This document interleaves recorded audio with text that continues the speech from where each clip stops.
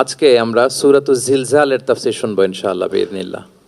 খুব ছোট্ট সূরা, অনেকেরই মুখস্থ আছে এটা। এই সূরাগুলো আমাদের নিয়ম করে সময় করে মুখস্থ করা লাগে না, এগুলো এমনি মুখস্থ হয়ে যায় শুনতে শুনতে। সাধারণত এই ছোট ছোট সূরাগুলো দিয়েই আমাদের রেগুলার সালাহ যখন আমরা পড়ি এগুলো দিয়ে ইমামতি করা উচিত। আল্লাহর হাবিব সাল্লাল্লাহু আলাইহি ওয়াসাল্লাম বিভিন্ন হাদিসে বলেছেন যে তোমরা যখন ইমামতি করবে তখন তোমার পেছনে যারা আছে তাদের দিকেও খেয়াল রাখবে। রাসূল সাল্লাল্লাহু আলাইহি ওয়াসাল্লাম অত্যন্ত বিবেকবোধ সম্পন্ন একজন ব্যক্তিত্ব ছিলেন। তিনি খেয়াল রাখতেন, যেটাকে আমরা কনসিডারেট বলি। আল্লাহর হাবিব সাল্লাল্লাহু আলাইহি ওয়াসাল্লাম খুব কনসিডারেট ছিলেন, কার কোথায় কী সমস্যা এটা খুব খেয়াল করতেন। And he was a man of 6 senses. আমরা 6 সেন্সের কথা বলি, আমাদের অধিকাংশেরই 4টা সেন্স একসাথে কাজ করে, কারো 5টা 6টা সেন্স কাজ করে, এরকম মানুষ পাওয়া দুষ্কর। আল্লাহর হাবিব সাল্লাল্লাহু আলাইহি ওয়াসাল্লাম অত্যন্ত বিবেকবোধ সম্পন্ন একজন লোক ছিলেন।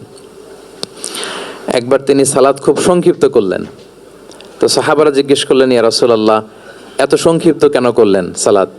তখন আল্লাহর হাবিব সাল্লাল্লাহু আলাইহি ওয়াসাল্লাম বললেন যে পেছনে বোনদের নামাজের সেকশনে ওখান থেকে একটা ছোট্ট বাচ্চার কান্নার আওয়াজ আমি শুনছিলাম। আমার মনে হচ্ছিল বাচ্চাটাকে সামলাতে মাটার খুব কষ্ট হচ্ছে, তো এই জন্য আমি সালাদটা সংক্ষিপ্ত করে দিয়েছি। দেখেন কিরকম সেন্সেশন, কতটা কনসিডারেট ছিলেন। একবার আবার আল্লাহর হাবিব সাল্লাল্লাহু আলাইহি ওয়াসাল্লাম মাগরিবের সালাত কিংবা এশার সালাতের কোনো এক সেজদা অনেক লম্বা করে দিলেন।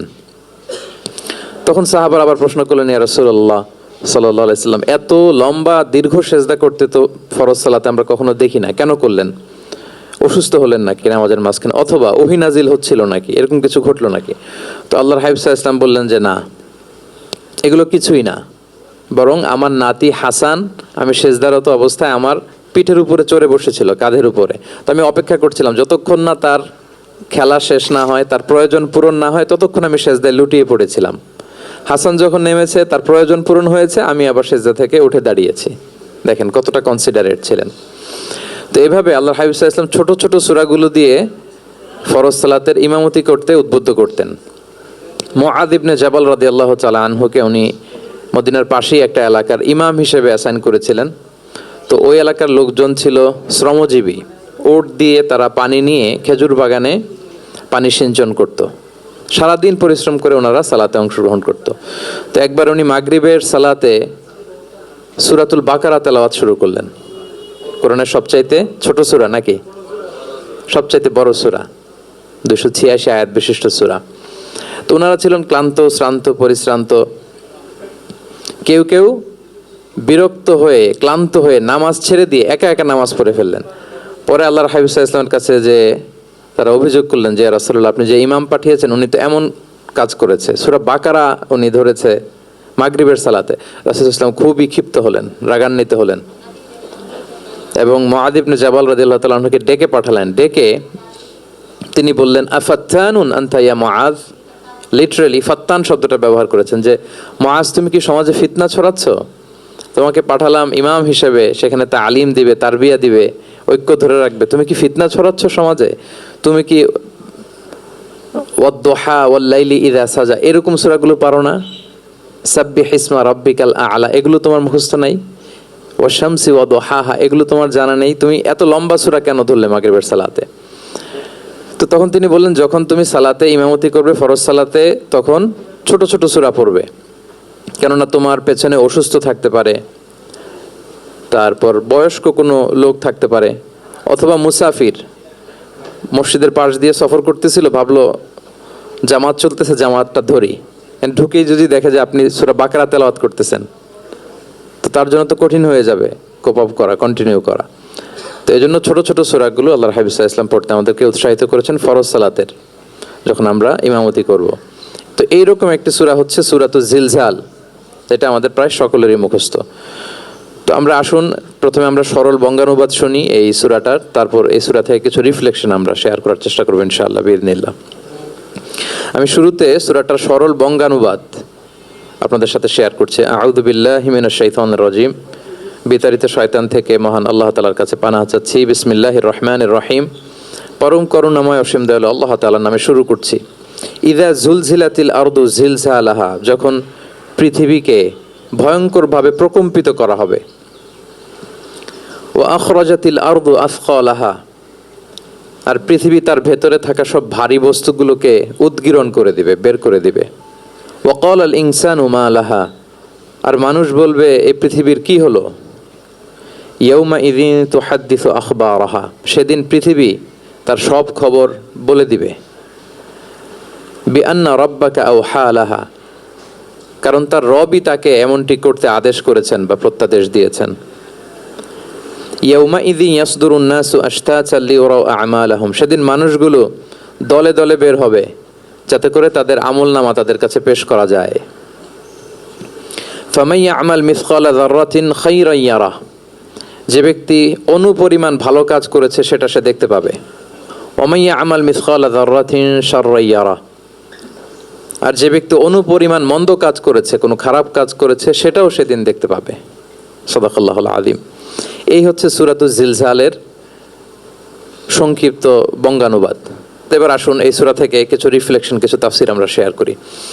প্রিয় ভাইয়েরা, এই সূরাটা নাজিলের একটা প্রেক্ষাপট আছে।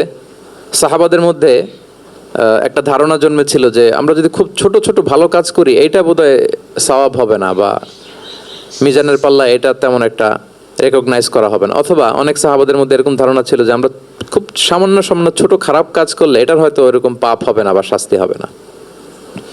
তো ওনাদের মনে যখন এরকম একটা ধারণা তৈরি হলো, তখন আল্লাহ তাআলা এই সূরাটা নাজিল করেছেন। বিশেষ করে এই সূরার শেষের 2 আয়াত, যেখানে আল্লাহ তাআলা বলছেন ফামান ইয়া'মাল মিসকালা যাররাতিন খায়রান ইয়ারা, যে না, তোমরা ছোট্ট ভালো করলে সেটাও দেখতে পাবা সেদিন তোমাদের আমলনামাতে। ওমান ইয়া'মাল মিসকালা যাররাতিন শাররান ইয়ারা, এবং ছোট্ট খারাপ কাজ করলে সেটাও তোমরা তোমাদের আমলনামায় দেখতে পাবে। তো সাহাবাদের এই চিন্তা, এই ধারণাটাকে ভুল প্রমাণ করবার জন্য, তারা যে ভুল ধারণা করছেন এটা বোঝাবার জন্য, জানাবার জন্যই আল্লাহ তাআলা বেসিকলি সূরাতুজ জিলজাল তিনি নাজিল করেন। এই সূরাটি কোরআনের ধারাক্রম অনুসারে 99তম সূরা। কোরআনের যে ধারাক্রম, সূরা ফাতিহা দিয়ে শুরু, তারপরে বাকারা, তারপর আলে ইমরান, সেই ধারাবাহিকতায় এটা কত নম্বর সূরা? 99 নম্বর সূরা। এবং সূরাটি মাদানী সূরা। কি সূরা? আমরা জানি কোরআনের সূরাগুলো 2 ভাগে বিভক্ত, কোনটা মক্কায়, কোনটা মদিনায় নাজিল হয়েছে। যেটা মক্কায় নাজিল হয়েছে সেটা মাক্কি, যেটা মদিনায় নাজিল হয়েছে সেটা মাদানী। তো জিলজাল হচ্ছে মাদানী সূরা। এই সূরার আয়াত সংখ্যা হচ্ছে 8। আয়াত সংখ্যা কত? 8। আল্লাহর হাবিব সাল্লাল্লাহু আলাইহি ওয়াসাল্লাম এই সূরাটাকে একটা কম্প্রিহেন্সিভ সূরা বলেছেন। জামে মানে সূরা, খুবই কম্প্রিহেন্সিভ। কম্প্রিহেন্সিভ মানে হচ্ছে ভেরি প্রিসাইজ ইন ওয়ার্ডিং, শব্দ কম, কথা কম, কিন্তু এটার আবেদন, এটার এক্সপ্লেনেশন অনেক বেশি, এরকম একটি সূরা। ছোট্ট অল্প কয়েকটি আয়াত দিয়ে সূরাটা আল্লাহ তাআলা নাজিল করেছেন, কিন্তু এটার আবেদন অনেক বেশি। এক বয়স্ক সাহাবী এসে আল্লাহর হাবিব সাল্লাল্লাহু আলাইহি ওয়াসাল্লামকে বলল, ইয়া রাসূলুল্লাহ, আপনি আমাকে কোরআনের একটা সূরা শিক্ষা দেন, কোন সূরা পড়বো? তো আল্লাহর হাবিব সাল্লাল্লাহু আলাইহি ওয়াসাল্লাম বললেন, যাওয়াতুর র, মানে আলিফ লাম র দিয়ে যে সূরাগুলো আছে এগুলো পড়ো। তো এই সাহাবী বলল, ইয়া রাসূলুল্লাহ, আমার বয়স বেশি, আমার জিহ্বা ভারী হয়ে গেছে, আমি এত বড় সূরা পারবো না, অন্য কিছু বলেন। তো আল্লাহর হাবিব সাল্লাল্লাহু আলাইহি ওয়াসাল্লাম বললেন, তাহলে যাওয়াতু হামিম, হামিম দিয়ে যে সূরাগুলো শুরু হয়েছে কোরআনে সেগুলো পড়ো। বলতেছে, ইয়া রাসূলুল্লাহ, এটাও পারবো না, আরো সহজ করে দেন। তো তখন আল্লাহর হাবিব সাল্লাল্লাহু আলাইহি ওয়াসাল্লাম বললেন, তাহলে আল মুসাব্বিহাত, মানে সাব্বাহা ইউসাব্বিহু দিয়ে যে সূরাগুলো শুরু হয়েছে তুমি এগুলো পড়ো। ওই সাহাবী বলে, এটাও কঠিন হয়ে যায় আমার জন্য। তখন আল্লাহর হাবিব সাল্লাল্লাহু আলাইহি ওয়াসাল্লাম বললেন যে, তাহলে কি চাও? বলতেছে, আমাকে একটা জামে মানে সূরা শিক্ষা দেন, মানে এমন একটা কম্প্রিহেন্সিভ সূরা শিক্ষা দেন যে এটা শিখলে আমার হেদায়েতের জন্য যথেষ্ট হয়ে যাবে। তখন আল্লাহর হাবিব সাল্লাল্লাহু আলাইহি ওয়াসাল্লাম বললেন, তাহলে তুমি পড়ো ইযা জুলজিলাতিল আরদু জিলজালাহা ওয়া আখরাজাতিল আরদু আথকালাহা ওয়া ক্বালাল ইনসানু মা লাহা। তুমি সূরাতুল জিলজাল তেলাওয়াত করো। তখন থেকেই সাহাবী এই সূরাতুল জিলজাল তেলাওয়াত আরম্ভ করলেন। উনি বললেন যে আমি আর বেশি কিছু পড়ব, শুধু এটাই পড়ব। সাহাবাদের মধ্যে অনেকের এরকম খুব সহজ সরল মানসিকতা ছিল। তো উনি বললেন যে এটাই পড়বো। তো রাসূল সাল্লাল্লাহু আলাইহি ওয়াসাল্লাম বললেন যে কোনো সফল ব্যক্তিকে যদি কেউ দেখতে চায় তাহলে এর দিকে তাকাও, দেখো কত সহজ সরল, কত চমৎকার ভাবে সে এই বার্তাটা গ্রহণ করেছে যে আমি জীবনে শুধু এটাই পড়বো। তো সূরাতুল জিলজাল হচ্ছে একটা কম্প্রিহেন্সিভ সূরা, সূরাতুন জামিআ। এটা হচ্ছে সূরার একটা ফজিলত, এটা আমরা জানলাম। আবার আল্লাহর হাবিব সাল্লাল্লাহু আলাইহি ওয়াসাল্লাম এই সূরাকে কোরআনের অর্ধেক বলেছেন। আল্লাহর হাবিব সাল্লাল্লাহু আলাইহি ওয়াসাল্লাম ইরশাদ করেছেন, ইযা জুলজিলাতিল আরদু তা'দিলু নিসফাল কোরআন। সূরাতুল জিলজাল এটা কোরআনের অর্ধেক, কোরআনের অর্ধেক। আপনারা এরকম শুনেছেন যে সূরা ফাতিহাকে বলা হয় কোরআনের অর্ধেক, তারপর সূরাতুল ইখলাসকে বলা হয় সুলুসুল কোরআন, কোরআনের 1/3। তো এটার অর্ধেক বলার কারণ হচ্ছে কোরআনে অর্ধেক বলা হয়েছে দুনিয়ার কথা, অর্ধেক বলা হয়েছে আখিরাতের কথা, পরজগতের কথা, লাইফ আফটার ডেথের কথা। তো যেহেতু এই সূরাটা আখিরাতকে কাভার করে, তাই সেজন্য কেমন যেন এই সূরাটা পুরো কোরআনের অর্ধেক। আল্লাহ তাআলা আমাদেরকে, আমরা যখন আল্লাহর কাছে কল্যাণ কামনা করি, আল্লাহ বলেছেন এইভাবে বলো, রব্বানা আতিনা ফিদ দুনিয়া হাসানা ওয়া ফিল আখিরাতি হাসানা ওয়া কিনা আযাবান নার। হে আল্লাহ, আপনি দুনিয়ার কল্যাণ আমাদেরকে দান করেন, পরজগতের কল্যাণ দান করেন, আমাদেরকে আগুনের শাস্তি থেকে রক্ষা করেন। তাহলে দুনিয়া আখিরাত দুইটার কম্বিনেশনে। সো সূরা জিলজাল যেহেতু আখিরাতকে কভার করে, তাহলে এটা কোরআনের অর্ধেক। এটা কি কোরআনের অর্ধেক? তা'দিলু নিসফাল কোরআন। সূরাতুজ জিলজাল তা'দিলু নিসফাল কোরআন, এটা কোরআনের অর্ধেক। তাহলে দুইটা আমরা ফজিলত বা ভার্চু জানতে পারলাম এই সূরার। এক নম্বর হচ্ছে এটা একটা কম্প্রিহেন্সিভ সূরা, কম্প্রিহেন্সিভ সূরা। দুই নম্বরে জানতে পারলাম এটা কোরআনের অর্ধেক, নিসফুল কোরআন। আচ্ছা, এবার আমরা সূরার তাফসিরে চলে যাই। আল্লাহ তাআলা ইরশাদ করছেন, ইযা যুলজিলাতিল আরদু জিলজালাহা, যখন এই পৃথিবীটাকে প্রকম্পিত করা হবে। প্রিয় ভাইরা, বেসিকলি এই 8 আয়াত বিশিষ্ট সূরাটার মধ্যে আমরা দুইটা ভাগ করতে পারি। প্রথম 5 আয়াতে আল্লাহ তাআলা কিয়ামতের বিভীষিকাময় পরিস্থিতির একটা চিত্রায়ন এখানে এনেছেন, পিকচারাইজ করেছেন যে কিয়ামতের যে সময়টা হবে এটা কেমন হবে, এটা আল্লাহ তাআলা চিত্রায়িত করেছেন। সূরাকে মনোযোগ দিয়ে যদি আপনি পড়েন, অনুধাবন করেন, মনে হবে যে কিয়ামতের চিত্রটা আপনার চোখের সামনে ভেসে উঠেছে। তো 8 আয়াত বিশিষ্ট এই সূরার প্রথম 5 আয়াতে আল্লাহ তাআলা তিনি কিয়ামতের বিভীষিকাময় পরিস্থিতির একটা বর্ণনা হাজির করেছেন। এরপর শেষের 3 আয়াতে কেমন করে আমাদের আমলনামা পেশ করা হবে, আমরা যা করি ভালো কিংবা মন্দ, এটাকে লিখে রাখা হয়, এটাকে রেকর্ড করে রাখা হয়। ওই আমলনামাটা আবার একদিন আমাদের হাতে পেশ করা হবে। ওই সময়টা কেমন হবে, ওই দৃশ্যটা কেমন হবে, এটা আল্লাহ তাআলা বলেছেন। আই রিপিট, আমি আবারও বলি, সূরার আয়াত সংখ্যা কত? 8। তো প্রথম 5 আয়াতে আল্লাহ তাআলা কিয়ামতের বিভীষিকাময় পরিস্থিতির বর্ণনা দিয়েছেন, আর শেষের 3 আয়াতে আমাদেরকে যে আমাদের আমলনামা পেশ করা হবে তার একটা চিত্র তুলে ধরেছেন। এবার মোটামুটি সহজ হয়ে আসছে না ব্যাপারটা? আচ্ছা, তো প্রথম 5 আয়াতে আল্লাহ তাআলা কিয়ামতের চিত্রায়িত কিভাবে কেমন করে করলেন, চিত্র হাজির করলেন। আল্লাহ বললেন যে ইযা যুলজিলাতিল আরদু জিলজালাহা, যখন পৃথিবীকে ভয়ঙ্করভাবে প্রকম্পিত করা হবে, পুরো পৃথিবীটাকে একটা ঝাঁকুনি দেয়া হবে। এই সূরার নামই হচ্ছে ঝাঁকুনি দেওয়ার সূরা, ঝাঁকুনি। জিলজাল মানে হচ্ছে শেকিং, আর্থকোয়েক, ভূমিকম্প, ভূকম্পন।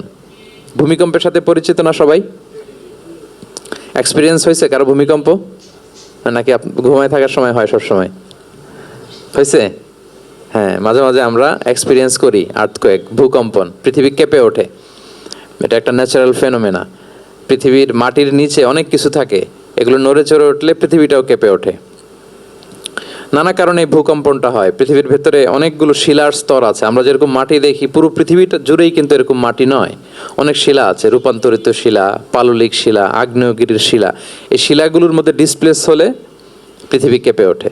আবার পৃথিবীর ভেতরে আগুন আছে, গ্যাস আছে, এই গ্যাসগুলো যখন মুভ করে তখন পৃথিবীর উপরে কেঁপে ওঠে। একটাকে হাইপোসেন্টার বলে, আরেকটাকে ইপোসেন্টার বলে। হাইপোসেন্টার মানে পৃথিবীর ভেতরের অংশটাকে বলে হাইপোসেন্টার, আর ভূপৃষ্ঠের এটাকে বলে ইপোসেন্টার। ওই হাইপোসেন্টারে যদি কোনো ঝড় হয়, উপরে এই প্রকম্পিত হয়। এটাকে আমরা ভূকম্পন বা ভূমিকম্প হিসেবে দেখি পৃথিবীতে। তো এই পৃথিবীতে অনেক বড় বড় ভূমিকম্প আমরা দেখেছি। জাপানে, আমার গত বছর একটা সফর ছিল জাপানে, তো সকাল বিকেল ভূমিকম্প হয়। এখানে তো আমরা 6 মাস 1 বছর ভূমিকম্প দেখি, ওখানে সকালে বিকেলে একটু একটু করে কাঁপতেছে। এর কারণ হচ্ছে ওইটা এমন একটা এলাকায় পড়েছে, প্যাসিফিক ফায়ার রিংস বলে, একটা প্লেটের উপর, 7টা ট্যাকটনিক প্লেটের উপর আল্লাহ তাআলা পৃথিবীকে সেট করেছেন। ওই ট্যাকটনিক প্লেটগুলো যদি একটার সাথে একটা ঘর্ষণ হয়, অনেক এনার্জি রিডিউস করে, ওইখান থেকে পৃথিবীর উপরে এরকম ভাইব্রেশন শুরু হয়, এই প্রকম্পনটা শুরু হয়। তো জাপানের বিভিন্ন সময় আমরা বড় বড় ভূমিকম্পের কথা শুনেছি। ওদের কান্টো সিটি আছে একটা, অনেক বড় ভূমিকম্প হয়েছিল 1920 সালে, লাখখানেক লোক মারা গিয়েছে। আপনাদের সুনামির কথা মনে থাকবার কথা, সুনামির কথা মনে আছে? কত সালে? 2004 সালে। এই ভূমিকম্পে পুরো একটা মহাদেশ কেঁপে উঠেছিল, দ্য এন্টায়ার এশিয়া, পুরো এশিয়াটা কেঁপে উঠেছিল। এটাকে আন্ডারসি মেগাথ্রাস্ট আর্থকোয়েক বলে। এত ভয়ঙ্কর ভূমিকম্প হয়েছে যে পুরো, মাঝে মাঝে ভূমিকম্পে তো 1-2টা দেশ আক্রান্ত হয়, এটা পুরো একটা মহাদেশ কেঁপে উঠেছিল। ওই ভূমিকম্পের কারণে ইন্দোনেশিয়াতে প্রায় 2.5 লাখ লোক মারা গিয়েছে, 2.5 লক্ষ। বান্দা আছে সুমাত্রাতে হাইতিতে একবার একটা ভূমিকম্প হয়েছে, আর অনেক আগে লক্ষ লক্ষ লোক মারা গিয়েছে। তো এই যে ভূকম্পন, ভূমিকম্প, এর নামে আল্লাহ তাআলা বেসিকলি এই সূরাটা দিয়েছেন। তবে পৃথিবীবাসী যে এই ভূকম্পন এক্সপিরিয়েন্স করেছে, কিয়ামতের সময় যে ভূমিকম্প হবে ওটা কি ওই রকম হবে? হ্যাঁ, ওটা ভয়ঙ্কর ভূমিকম্প হবে, মারাত্মক ভূমিকম্প। আল্লাহ তাআলা বলছেন, ইয়া আইয়ুহান নাসু তাকু রাব্বাকুম ইন্না জালজালাতাস সাআতি শাইউন আযীম। হে মানুষেরা, তোমরা আল্লাহকে ভয় করো আর তোমরা জেনে রাখো কিয়ামতের যে ভূমিকম্পটা হবে সেটা শাইউন আযীম। আযীম শব্দটা আল্লাহ যে কোনো জায়গায় ব্যবহার করেন না, যেটা খুব ভয়ঙ্কর হয়, মাত্রাতিরিক্ত, লিমিট ছাড়িয়ে যায়, ওটার ক্ষেত্রে আল্লাহ তাআলা আযীম বলেন। আল্লাহর হাবিব সাল্লাল্লাহু আলাইহি ইসলামের আচরণ, ওনার ক্যারেক্টারিস্টিক্স বলতে যে আল্লাহ এই শব্দ ব্যবহার করেছেন, ওয়া ইন্নাকা লাআলা খুলুকিন আযীম। নবী হে, আপনি সুমহান চরিত্রের উপর প্রতিষ্ঠিত, মানে এই চরিত্রের মধ্যে দাগ ফেলতে পারে এরকম কেউ নেই। সো আযীম শব্দটা কোরআনের যত জায়গায় ব্যবহার করেছেন, আল্লাহ নিজের ক্ষেত্রে বলেছেন সূরা আয়াতুল কুরসির শেষে, ওয়া হুয়াল আলিয়ুল আযীম, তিনি হচ্ছেন আলী এবং আযীম, সুমহান। তো কিয়ামতের এই ভূকম্পনের ক্ষেত্রে আল্লাহ তাআলা এই আযীম শব্দটা ব্যবহার করেছেন, ইন্না জালজালাতাস সাআতি শাইউন আযীম। এটা মারাত্মক হবে সেদিনকার ভূমিকম্প, সাধারণ ভূমিকম্প নয়। ইযা রুজ্জাতিল আরদু রাজ্জা ওয়া বুসাতিল জিবালু বাসসা, পুরো পৃথিবীটা একসাথে কেঁপে উঠবে, পাহাড়গুলো ভেঙে চুরে তছনছ হয়ে যাবে। এটা হবে বেসিকলি যখন ইসরাফিল আলাইহিস সালাম উনি ট্রাম্পিটে ফুৎকার দিবেন, হুইসেল দিবেন সিঙ্গার মধ্যে, নুফিখা ফিস সূর, সূরের মধ্যে যখন তিনি ফুৎকার দিবেন। আপনারা ইসরাফিল আলাইহিস সালামের একজন ফেরেশতা, ওনার নাম শুনেছেন না? হ্যাঁ, one of the major angels, major একজন ফেরেশতা। আল্লাহ তাআলা ওনাকে সৃষ্টিই করেছেন এই বিশাল হুইসেলে একটা ফুৎকার দেওয়ার জন্য, আর কোনো কাজ নাই, ওনার অ্যাসাইনমেন্ট এই একটাই। সৃষ্টির পর থেকে আজ অবধি বিশাল হুইসেলটা নিয়ে আল্লাহর আরশের দিকে তিনি তাকিয়ে আছেন, অপলক নেত্রে, পলকও ফেলেন না চোখের, যে কখন আল্লাহ তাআলা অর্ডার করবেন, করার সাথে সাথে ফুৎকার দিবেন তিনি। আবার না দেরি হয়ে যায়, আবার না আল্লাহর আদেশ পালনে কোনো গাফলতি হয়ে যায়। সৃষ্টির পর থেকে ওনার একটাই অ্যাসাইনমেন্ট, এই বিশাল সুর ট্রাম্পিট নিয়ে হুইসেল দেওয়ার জন্য আল্লাহর আরশের দিকে তাকিয়ে আছেন। যে মুহূর্তে আমরা এখন কথা শুনছি এখনও তাকিয়ে আছেন উনি। 3টা ফুৎকার দেওয়ার জন্য আল্লাহ তাআলা ওনাকে সৃষ্টি করেছেন। প্রথম ফুৎকারটাকে বলে নাফখাতুল ফাজা, যে ফুৎকারের সাথে সাথে মানুষগুলো তটস্থ হয়ে যাবে, পৃথিবীর মানুষ তটস্থ হয়ে যাবে। যখন তটস্থ হবে তখন কি অবস্থা হবে সেটাই আল্লাহ তাআলা এই সূরার প্রথম আয়াতে বললেন, যে ইদা জুলজিলাতিল আরদু জিলজালাহা, যখন পুরো পৃথিবীকে প্রকম্পিত করা হবে মারাত্মকভাবে। ইসরাফিল আলাইহিস সালাম প্রথম যে ফুৎকারটা দিবেন তখন পুরো পৃথিবী কেঁপে উঠবে, মারাত্মকভাবে কেঁপে উঠবে। তারপরের যে ফুৎকার দিবেন তখন সব মরে যাবে, আমরা পৃথিবীতে কেউই বেঁচে থাকবো না, তখন মানুষ মরে যাবে, জিন জাতি মরে যাবে, সমস্ত ফেরেশতারাও মরে যাবে। যেই ফেরেশতা মালাকুল মাউত, যিনি মৃত্যুর ফেরেশতা, যার মাধ্যমে আল্লাহ তাআলা মৃত্যু ঘটিয়ে থাকেন, তারও মৃত্যু ঘটবে। সে আল্লাহ তাআলার কাছে বলবে, আল্লাহ, পৃথিবীর সবাই মরেছে আপনার আদেশ অনুযায়ী, মানুষ, জিন, ইবলিস, সবাইকে আমি মৃত্যু দিয়েছি, তাদের রূহ কবজ করেছি, এখন কি হবে? আল্লাহ তাআলা বলবেন, এখন তুমি মরবে, মুতিয়া মালাকুল মাউত, এখন তুমি মরো। মালাকুল মাউত তখন মারা যাবে। এত ভয়ঙ্কর একটা চিৎকার দিয়ে মালাকুল মাউত জগৎ থেকে বিদায় নেবে। আল্লাহর হাবিব সাল্লাল্লাহু আলাইহি ওয়াসাল্লাম বলেন, ওই ভয়ঙ্কর চিৎকার যদি পৃথিবীবাসী শুনতে পেত তাহলে আলাদা করে ইসরাফিলের সিঙ্গার ফুৎকার দেওয়ার প্রয়োজন হতো না, প্রতিটা মানুষ তাদের কানের পর্দা ফেটে মুহূর্তেই লাশ হয়ে পড়ে যেত, মালাকুল মাউত মরে যাবে। তখন মহাবিশ্বে আর কেউ থাকবে না একটা সত্তা ছাড়া। তিনি কে? আল্লাহ সুবহানাহু ওয়া তাআলা। সূরাত আর-রহমানে আল্লাহ তাআলা চমৎকার ভাবে বলেছেন, কুল্লু মান আলাইহা ফান ওয়া ইয়াবকা ওয়াজহু রাব্বিকা যুল জালালি ওয়াল ইকরাম। পৃথিবীতে যা আছে সব নিঃশেষ হয়ে যাবে একমাত্র তিনি ছাড়া। তিনি হচ্ছেন অব্যয়, অক্ষয়, অবিনশ্বর, চিরঞ্জীব, শাশ্বত। এরপর কেউ যখন থাকবে না, আল্লাহ তাআলা ইসরাফিল আলাইহিস সালামকে আবার জীবিত করবেন। তখন তিনি সর্বশেষ হুইসেলটা দিবেন, আবার জীবিত হয়ে তিনি লাস্ট 3 নাম্বার হুইসেলটা দিবেন। লাস্ট হুইসেলটা যখন দেয়া হবে তখন জমিন থেকে সব মৃত লাশগুলো আবার জীবিত হয়ে দাঁড়াতে শুরু করবে। মিনহা খালাকনাকুম ওয়া ফিহা নুঈদুকুম ওয়া মিনহা নুখরিজুকুম তারাতান উখরা, মাটি থেকে বানিয়েছি, মাটির কবরে তোমাদের পাঠিয়েছি, আবার মাটি থেকে তোমাদেরকে উত্থিত করা, আবার সবাই উঠবে। এই 3টা হুইসেল দেওয়ার জন্য আল্লাহ তাআলা সাইয়েদনা ইসরাফিল আলাইহিস সালামকে সৃষ্টি করেছেন। তো ওনার প্রথম হুইসেল দেওয়ার পরে কি অবস্থা হবে, কি রিয়াকশন হবে, ওইটা আল্লাহ তাআলা সূরাতুল জিলজালের প্রথম আয়াতে বললেন, ইযা জুলজিলাতিল আরদু জিলজালাহা, যখন পুরো পৃথিবীটা প্রকম্পিত হবে, মারাত্মকভাবে প্রকম্পিত হবে। ওয়া আখরাজাতিল আরদু আথকালাহা, আর যখন জমিন তার ভেতরে থাকা ভারী বস্তুগুলোকে উদ্গীরণ করে দেবে, বমি করে বের করে দেবে, ভমিটিং করবে বা নিক্ষেপ করবে। পৃথিবীর ভেতরে কি আছে, তাফসিরে এসেছে আল মাউথা ওয়াল কুনুজ, অর্থাৎ মৃত ডেড বডিগুলো। সেই আদম আলাইহিস সালামের সময় থেকে শুরু করে কিয়ামত পর্যন্ত পৃথিবী সব ডেড বডিগুলোকে ধারণ করে তার ভেতরে, তাই না? হ্যাঁ, জীবিতদেরকে ভূপৃষ্ঠ উপরে ধারণ করে আর মৃতদেরকে জমিন তার পেটের ভেতরে ধারণ করে। তো আখরাজাতিল আরদু আথকালাহা, জমিন ভারী বস্তুগুলোকে উদ্গীরণ করবে, তাহলে সব ডেড বডিগুলোকে তখন বের করে দিবে। আর কুনুজ যত আছে, মিনারেলস, যত খনিজ পদার্থ আছে পৃথিবীর ভেতরে, স্বর্ণ, যত মিনারেল আছে, ইউরেনিয়াম থেকে শুরু করে যত গ্যাস আছে, প্লাটিনাম আছে, যা আছে, আগুন, অগ্নিকুণ্ড, সব কিছু জমিন বের করে দিবে। মারাত্মক এক বিস্ফোরণের মধ্য দিয়ে জমিন সব কিছু উদ্গীরণ করে বের করে দিবে। তাহলে দেখেন, কিছুটা সামহাও আপনাদের সামনে চিত্রায়িত হচ্ছে না কিয়ামতটা কেমন হবে? যদি একটু কল্পনা করেন, যেভাবে আল্লাহ তাআলা বলছেন যে ইদা জুলজিলাতিল আরদু জিলজালাহা, পুরো পৃথিবীটা প্রকম্পিত হবে। ও আখরাজাতিল আরদু আথকালাহা, জমিন তার ভেতরের বস্তুগুলো বের করে দিবে, ভারী বস্তুগুলো, অর্থাৎ ডেড বডি এবং যত খনিজ পদার্থ আছে সেগুলো। ওয়াকাল আল ইনসানু মা লাহা, মানুষ বলবে পৃথিবীর হলো কি, হোয়াটস হ্যাপেনিং, কি হচ্ছে, কি হলো পৃথিবীর, পৃথিবী এরকম কেন করতেছে?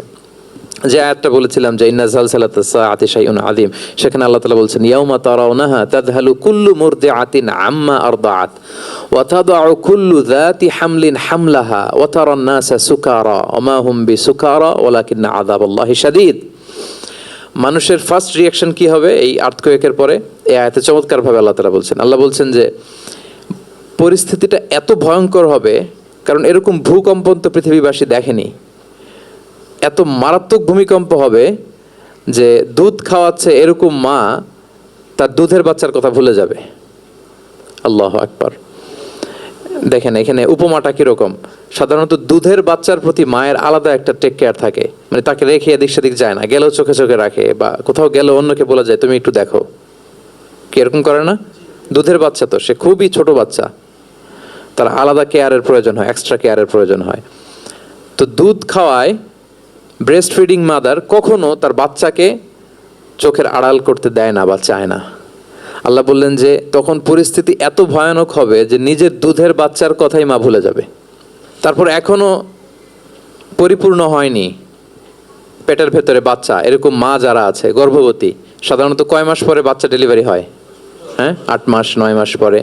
দেখা যাবে যে 2 মাসের বাচ্চা এখনো ভ্রূণ, 3 মাসের বাচ্চা, 4 মাসের বাচ্চা।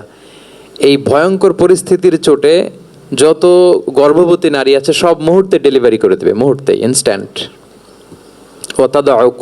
দাতু হামলিন হামলাহা, যত মা আছে গর্ভবতী সবাই, প্রেগনেন্ট মহিলারা মুহূর্তে ডেলিভারি করে দেবে, প্রি ম্যাচিউরড বেবি, কেউ ভ্রূণ, কেউ 3 মাসের, কেউ 4 মাসের বাচ্চাগুলো ডেলিভারি হয়ে যাবে। মানুষগুলো পঙ্গপালের মতো দৌড়াতে থাকবে, বিক্ষিপ্ত পতঙ্গের মতো দৌড়াতে থাকবে মানুষ। আর বলবে ওয়াকাল আল ইনসানু মা লাহা, মানুষ তখন, মানুষের ফার্স্ট রিঅ্যাকশন হবে যে মা লাহা, কি হলো, হোয়াটস হ্যাপেনিং, কি হচ্ছে, কিছুই বুঝতে পারতেছি না, মা লাহা, পৃথিবীর কি হলো। ইয়াউমাইযিন তুহাদ্দিসু আখবারাহা, সেদিন পৃথিবী সব কিছু বর্ণনা করে দিবে, সব বয়ান দিয়ে দিবে। আমরা এই পৃথিবীর উপরে জমিনে যা করি সব কিন্তু পৃথিবীর মধ্যে রেকর্ডেড থাকে। জমিন সেদিন বয়ান দিবে, সেদিন আসলে সবকিছুই বয়ান দিবে। জমিন বয়ান দিবে, হাত পা সাক্ষী দিবে, যেখানে মানুষ যে সমস্ত জিনিসের মাধ্যমে, যেই টুলসগুলোর মাধ্যমে পাপ করেছে, অন্যায় করেছে, সবকিছু সেদিন সাক্ষী দিবে। আর সব সাক্ষীর বড় সাক্ষী হবে সেদিন এই জমিন। জমিন হবে সেদিন রাত সাক্ষী। জমিন হবে কি সাক্ষী? রাত সাক্ষী। ইয়াউমাইযিন তুহাদ্দিসু আখবারাহা, আল্লাহ জমিনকে বলবে এবার তুমি পাপের বয়ান দাও। রাত সাক্ষী হয়ে তুমি বয়ান দাও, কি কি ঘটেছে তোমার উপরে। কারণ আমরা যত পাপই করি না কেন, যত কাজই করি না কেন, সব জমিনের উপরই করি, তাই না? তো জমিন সেদিন বয়ান দিবে, সাক্ষী দিবে। ইয়াউমাইযিন তুহাদ্দিসু আখবারাহা। জমিন কিভাবে সাক্ষী দিবে, জমিন কিভাবে কথা বলবে? আল্লাহ তাআলা বলছেন বিআন্না রাব্বাকা আওহা লাহা, কারণ তার রব জমিনকে সেদিন কি করেছে? আদেশ করেছে, প্রত্যাদেশ করেছে। আল্লাহ তাআলার আদেশে জমিন সেদিন কথা বলবার সুযোগ পাবে, সব বয়ান দিবে, কি কি হয়েছে জমিনের ভেতর, কি কি অন্যায় হয়েছে, কি কি পাপ হয়েছে, কি কি সংগঠিত হয়েছে, সব ধরে ধরে জমিন সেদিন বর্ণনা করবে। তাহলে প্রথম 5টা আয়াত আমরা বলে ফেললাম, যে প্রথম 5টা আয়াতে কিয়ামতের বিভীষিকামী পরিস্থিতির একটা পিকচারাইজেশন পাইছেন আপনারা? হ্যাঁ, ভয় লাগতেছে আপনাদের? ভয় লাগতেছে? সেদিনকার পরিস্থিতি কেমন হবে খুব সংক্ষিপ্ত পরিসরে একটা বর্ণনা আমাদের সামনে আসছে না? এই 5 আয়াতে চলে আসছে। কিন্তু ভয়ঙ্কর হবে সেই দিনটা, কেউ কাউকে চিনবে না। ইয়াউমা ইয়াফিরুল মারউ মিন আখিহি ওয়া উম্মিহি ওয়া আবিহি ওয়া সাহিবাতিহি ওয়া বানিহি লিকুল্লি ইমরিইম মিনহুম ইয়াউমা ইযিন শা'নু ইউগনি। ভাই ভাইকে দেখে পালাবে, পরিচয় দিবে না। বন্ধু বন্ধুকে দেখে পালাবে। স্বামী স্ত্রীকে দেখে পালাবে, প্রিয়তমা স্ত্রীকে পরিচয় দিবে না। কলেজের টুকরা সন্তানকে পরিচয়, কেউ কাউকে চিনবে না। সবাই নাফসি নাফসি, সবাই নাফসি নাফসি। কোনো পোশাক ছাড়া বস্ত্রহীন হয়ে উঠবে। আম্মাজান আয়েশা রাদিয়াল্লাহু তাআলা আনহা বিষ্ণু ইসলামকে বলবেন, ইয়া রাসূলুল্লাহ, তাহলে মানুষ কি লজ্জিত হবে না বস্ত্রহীন অবস্থায় উঠলে? তখন রাসূল সাল্লাল্লাহু আলাইহি ওয়াসাল্লাম বললেন, লিকুল্লি ইমরিইম মিনহুম ইয়াউমা ইযিন শা'নু ইউগনি। প্রত্যেকের এমন একটা ভয়ঙ্কর অবস্থা হবে যে তার গায়ে কাপড় আছে কি নাই, সে কিরকম অবস্থায় আছে এটাই সে ভুলে যাবে। মানে ওই টেন্ডেন্সিই তার থাকবে না। এত ভয়ঙ্কর হবে সেদিনটা। সেই ভয়ঙ্করতম দিনে আল্লাহ তাআলা আমাদেরকে হেফাজত করুক। আল্লাহর হাবিব সাল্লাল্লাহু আলাইহি ওয়াসাল্লাম বলেছেন, সে ভয়ঙ্করতম দিনে আল্লাহর সুশীতল আরশের নিচে 7 শ্রেণীর লোকজন ছায়া পাবে। ওই 7 শ্রেণীর অন্তর্ভুক্ত যেন আমরা হতে পারি, আল্লাহ তৌফিক দান করুক। সম্মানিত ভাইয়েরা, তাহলে সূরা জিলজালের 8 আয়াত বিশিষ্ট সূরার প্রথম 5 আয়াত আমরা কভার করলাম। আমরা বলেছি যে প্রথম 5 আয়াতে আল্লাহ তাআলা কিয়ামতের বিভীষিকাময় পরিস্থিতির বর্ণনা দিয়েছেন, সেটা গেল। পরের 3 আয়াতে কি নিয়ে আলোচনা করা হয়েছে বলেন তো দেখি, মনে আছে কিনা? হ্যাঁ, আমল কিভাবে পেশ করা হবে, আমলনামা, সেটা নিয়ে আল্লাহ তাআলা বলেছেন। আল্লাহ তাআলা শুরু করছেন, আল্লাহ বলছেন যে ইয়াউমা ইযি ইয়াসদুরুন নাসু আশতাতা। সেদিন মানুষগুলো দলে দলে বের হবে, দলে দলে এসে বের হবে। কেন?